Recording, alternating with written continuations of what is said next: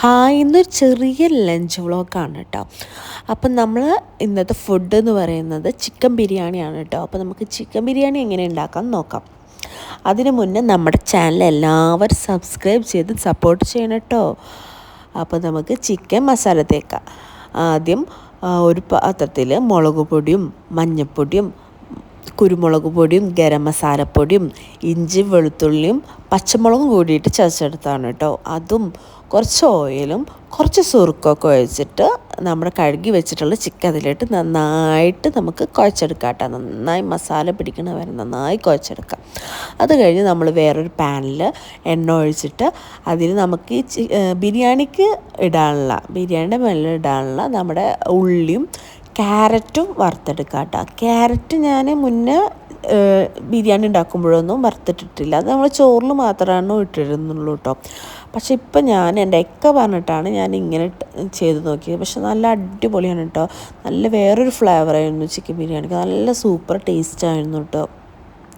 അത് കഴിഞ്ഞിട്ട് നമ്മൾ മുന്തിരി വറുത്ത് കോരാം. അണ്ടിപ്പരിപ്പ് ഇടാം.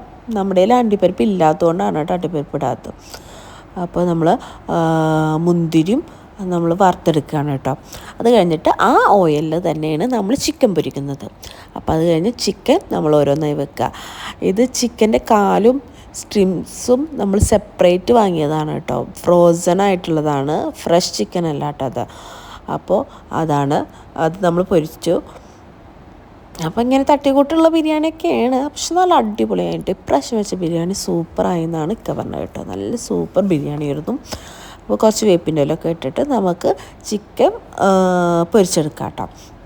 അപ്പോൾ വീണ്ടും പറയുകയാണ്, നമ്മുടെ ചാനൽ എല്ലാവരും സബ്സ്ക്രൈബ് ചെയ്തിട്ട് സപ്പോർട്ട് ചെയ്യണം കേട്ടോ.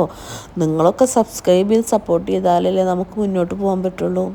അപ്പോൾ നമ്മൾ ഈ സമയം കൊണ്ട് നമ്മൾ ഒരു പാത്രത്തിൽ നമ്മുടെ അരി കഴുകിയിട്ട് വെള്ളത്തിലിട്ട് വെക്കുകയാണ് കേട്ടോ. അപ്പോൾ നമ്മൾ ബസ്മതി റൈസാണ് എടുത്തിരിക്കുന്നത്. ഗോൾഡൻ്റെ ബസ്മതി റൈസാണ്. ഇത് നമ്മൾ നാട്ടിൽ നിന്ന് വരുമ്പോൾ കൊണ്ടുവന്നതാണ് കേട്ടോ. നാട്ടിലത്തെ അരിയാണ്. അപ്പോൾ നമ്മളത് നല്ല കഴുകിയിട്ട് വെള്ളത്തിലിട്ട് വെച്ചു. കുറച്ച് നേരം ഇട്ട് വെച്ചു. അത് കഴിഞ്ഞിട്ട് നമ്മൾ വേറൊരു പാനിൽ വെള്ളം ഒഴിച്ചിട്ട് ചോറ് വേവിക്കാനുള്ളത് കേട്ടോ. പാത്രത്തിൽ വെള്ളം ഒഴിച്ചു. അതിൽ ഡാൽഡ ഇട്ടു, പിന്നെ ഗരം മസാല കൂട്ടിട്ടു, എന്നിട്ട് തിളക്കാൻ വെച്ചു. അപ്പോൾ നമ്മൾ ചിക്കൻ നമ്മൾ ഇടയ്ക്കിടയ്ക്ക് നോക്കണം കേട്ടോ, ഇല്ലെങ്കിൽ കരിഞ്ഞു പോകും. അപ്പോൾ നമ്മൾ ചിക്കൻ ഇടയ്ക്കിടയ്ക്ക് നോക്കുന്നുണ്ട്. അതൊന്ന് തിരിച്ചു മറിച്ചിട്ടൊക്കെ ഇട്ട് നോക്കാം. അപ്പോൾ വെന്തിട്ടുണ്ടെങ്കിൽ നമുക്കത് കോരിയെടുക്കാം കേട്ടോ. അപ്പോൾ നമ്മുടെ ചിക്കൻ വെന്തു. അപ്പോൾ നമ്മളത് കോരിയെടുക്കുകയാണ് കേട്ടോ. എന്നിട്ട് നമ്മുടെ വെള്ളത്തിൽ കുറച്ച് ക്യാരറ്റൊക്കെ ഇടാം കേട്ടോ വേവിക്കാൻ. അത് കഴിഞ്ഞ് നമ്മുടെ ചിക്കൻ പൊരിച്ചിട്ടുള്ള എണ്ണയിലേക്ക് നമ്മൾ ഉള്ളി അരിഞ്ഞു വെച്ചത് ഇടുകയാണ്. അത് കഴിഞ്ഞിട്ട് നമ്മുടെ അരി വെള്ളം തിളച്ച് വന്നു. അപ്പോൾ അപ്പുറത്തെ വെള്ളം ഇങ്ങനെ തിളച്ച് വരുന്നുണ്ട്. അപ്പോൾ നമ്മൾ അരി ഇട്ടു കേട്ടോ. അപ്പോൾ രണ്ടും കൂടിയിട്ട് ഒരേ സമയമാണ് നമ്മൾ ചെയ്യണം കേട്ടോ. അപ്പോൾ അത് കഴിഞ്ഞാൽ ഉള്ളിയിലേക്ക് നമ്മൾ ഇഞ്ചി വെളുത്തുള്ളിയും പച്ചമുളകും അരച്ച് വെച്ചതാണ്, അതിട്ടു.